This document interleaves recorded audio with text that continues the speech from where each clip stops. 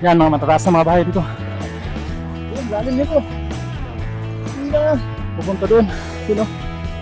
Lahat na may kanto, pinasok na. Ito.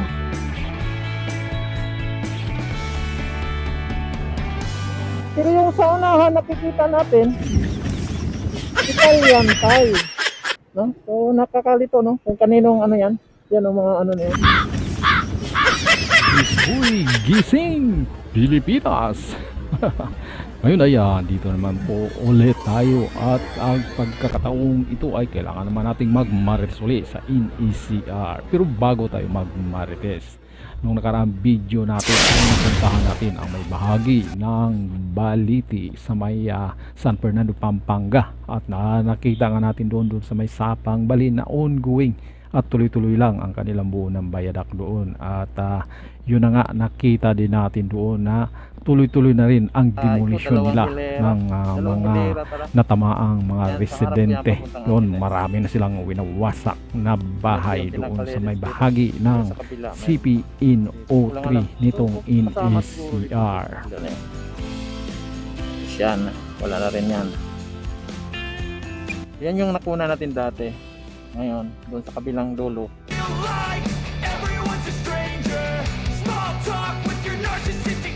At mayroon din kayong update doon sa may bahagi naman ng Santo Tomas kung saan ay ongoing din ang construction ng mga bayadak doon. At nakita nga natin doon na 4 na span na lang yung bubuuhin ng gantry doon at magdugtong na itong CPN1 at ang CPNO2 na bayadak, no? So magdire-diretso na yan hanggang doon sa may Apalit Station. So yun yung pinakalitis na nakukunan doon sa may bahagi ng Santo Tomas.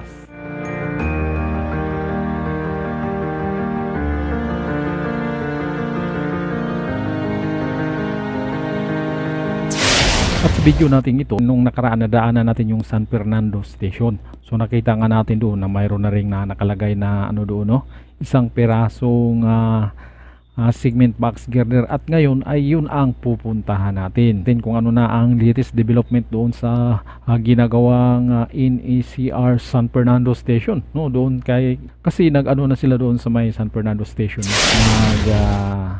Tinutuloy na nila ang pagbuo ng viaduct doon sa may bahaging 2 span doon sa istasyon. So puntahan na natin yung San Fernando Station.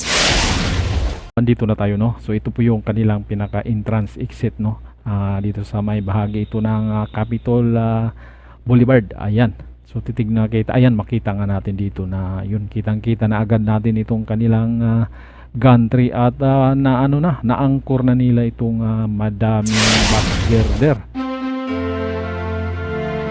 Yan, no? May naka-angkor na box girder. Naka-angkor na lahat para dito sa span.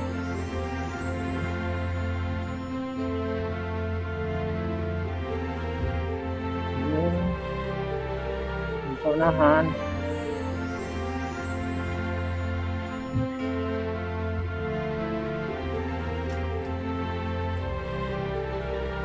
Dito yung sa unahan, no? So ayan, tuloy-tuloy yung paglagay nila ng parapet wall. Yan.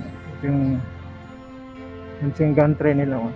So yan po yung nakikita natin dito sa pinakalitis dito sa may ginagawang San Fernando Station. So sa ongoing na pagbuo nila ng bayadak, no? At binibilang ko nga kung ilang box girder ba ang bumubuo sa isang span dito sa istasyon. Ano? Yung may naka-angkor na ano, box girder, yan ang lahat yan. 1, 2, 3, 4, 5, 6, 7, 8, 9, 10, 11, 12, 13, 14, 15, 16. 16 na box girder yung nabilang natin, no? 1, 2, 3, 4, 5, 6, 7, 8, 9, 10, 11, 12, 13, 14, 15, 16 nga, no? 16. So dito mga box girder na to, nung nakita natin, nalapitan to doon sa may bahagi ng Baliti, no? May mga number pala to. Yung mga box girder na to, may mga number.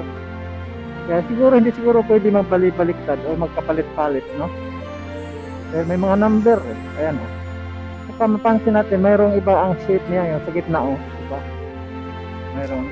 Mayroon silang position na sinusunod. Ito yung ano, no? So nag-ano na sila, no? Na-anchor na nila yung mga box girder. So ano na lang nila to, lalagyan na lang nila ng ano to, epoxy. At pagkatapos ano na nila, tension, no? I-tension na nila, no? Lalagyan na nila yan ng ano, tensioning bar sa loob. Ayan, yung mga butas-butas na yan, suki nila yan, tapos sabay i-ano na, higpitan. Yun, ayun. Lalagyan nila na, kalimutan ko anong panlagay nila dyan, fruit, ay ano, parang ano, may butas sa gitna yan. Pag titignan natin dito, parang maliit lang, no? Pero laki niyan. Yun, no? So, dalawang span lang naman to, tapos nandito na sila. Diyos na may San Fernando Station, no? Yun, no? At yan na po yun dito sa may bahagi ng San Fernando Station. At magmula dito ay ilang kilometro, ilang metro lang din. So didiretsuin na natin, nandito lang naman tayo. Diretsuin na rin natin yung ginagawa o gagawin nilang ano, extra dose bridge dito sa may bahaging junction ng MacArthur Highway at Lasatin Boulevard. Magandang umaga sa ating lahat. Ang ganda ng umaga, oh. Malamig yung simoy ng hangin sa parking ito.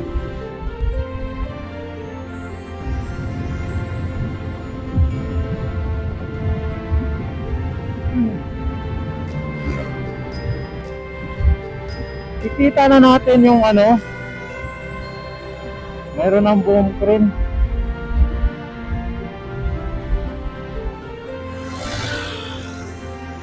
You know, may boom crane, no? So, ito po yung ginagawa dito na ano, no, na gagawing tulay, no? So dito pa lang makikita na natin yung ongoing na preparatory works nila, no? Paglilipat ng mga utilities o mga kuryente. At kamakailan lang ay nagkakaroon dito ng groundbreaking, tayo no? dito. Pinuntahan nga ito ng ilang mga opisyal ng DOTR o para opisyal lang magsisimula yung construction ng extra sa bridge sa parting ito, no? At dito nga titingnan natin matapos ang groundbreaking kung ano ng mga development ditong area na to. At nandun pa rin yung mga equipment banda doon. Yan. So, ito po yung Lasatin Boulevard. Yan, oh. Papasok na yan doon sa may MacArthur Highway. Kita nyo ba yan? Parang naglilipat sila ng ano, mga poste. Hindi, naglalagay sila ng wire. Ano, kable. So, tignan natin kung ano makikita natin dito ngayon. Yan, o.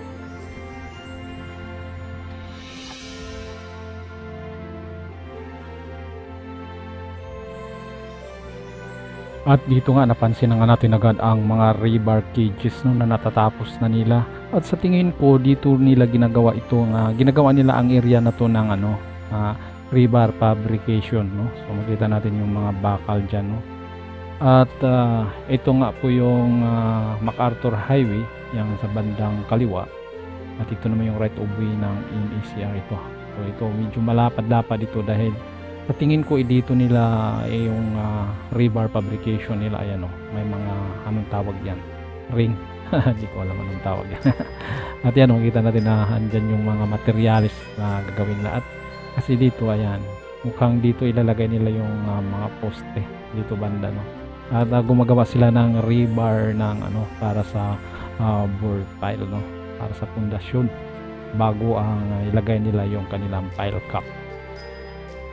Dahil dito magkakaroon dito ng ano, no, yung tinatawag nilang pylon kung saan ikokonekta yung mga kable or yung cable para sa gagawing tulay nila dito. At yan, at sa pagkakataong ito medyo kukunti pa lang yung mga sasakyan, no, kasi may mga oras talaga dito na talagang makompress yung mga sasakyan dito. Ayan, kita natin. At yan po doon sa kabilang side naman yan sa direksyon papuntang Angeles. At makita nga natin dyan na yung ibang mga equipment dyan ay ginagamit nila yan sa paglilipat ng mga poste ng mga kuryente o sa utilities na nakatayo dyan kung na matatamaan sa gagawing poste para sa tulay. Yan, mayroong taga ano dyan, taga spill up, ay di ko nga alam kung anong kuryente ang mayroon dyan, spill up ko or ano, iyan o.